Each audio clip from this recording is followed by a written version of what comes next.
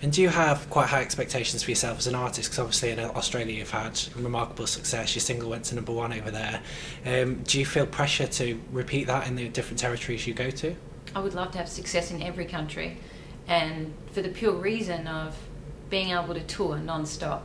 I've toured Australia so much, which I'm blessed because the people that support me come to my shows like a million times, and it's like a happy little family.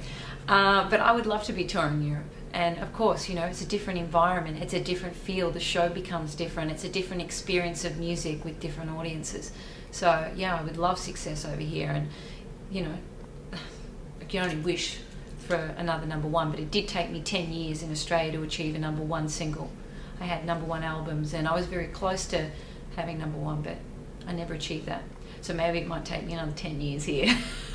So what did you do to celebrate that #1? Breathe. I breathed a bit. When I got told the news, I was actually about to step on the stage. So it was very surreal. I don't think I quite believed it, and I thought it might have been a really cruel joke. And it wasn't until I came off stage that I had my family and friends ring me up and text me saying, hey, you know, I just heard the news, it's fabulous, well done. So that's when it sunk in, and I suppose it's extremely honouring because I mean, I've always wanted to achieve that, and who would have thought releasing a song saying, you know, I don't care what people think of me anymore, and I'm just happy being me, would be embraced like that. So it's meant more than anything else would have meant, I suppose, this single, because it has such a message for it to be #1. It's definitely changed the way I write music.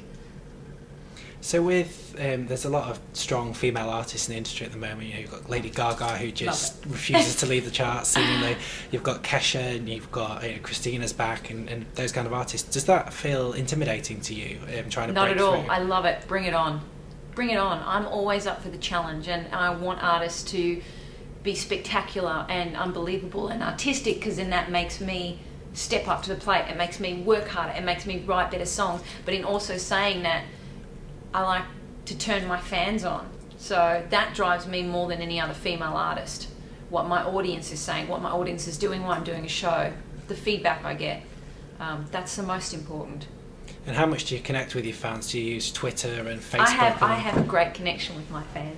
They're hilarious. I don't even like calling them fans anymore, because they, you know, a lot of artists are like, I want to thank my fans, but they never really know them personally.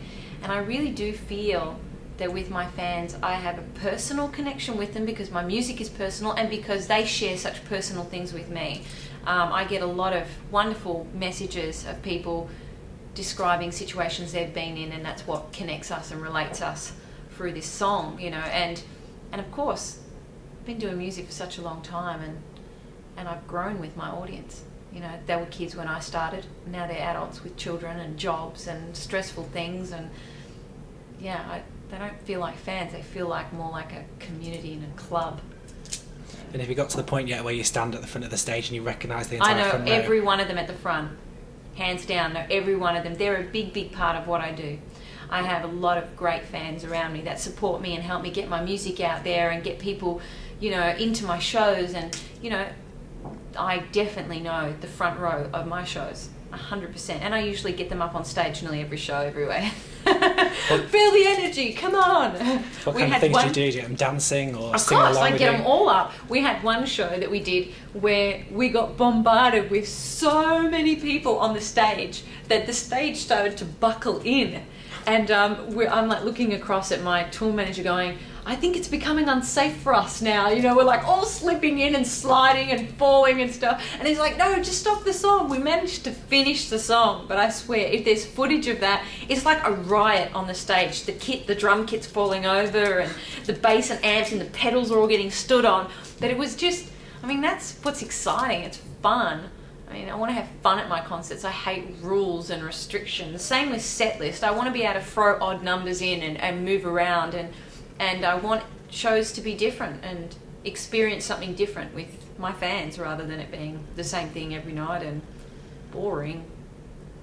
So what else is coming up for you then in 2010? You've got the album Hazardous, you've got the single, you've got promo in the UK. What else are you going to be up to? New songs. new songs. I'm forever writing, and I travel with a studio, so I've got some new tracks that are about to come out for Christmas time at home. Of course, here in the UK, touring. I want to tour so bad. So we're in the midst of planning all of that stuff now, and hopefully if the album and the single is successful, I'll be back here as soon as possible. As soon as possible. So not another 10 years? No way. You guys wish. Some of you may wish another 10 years. I'm sorry to tell you, no.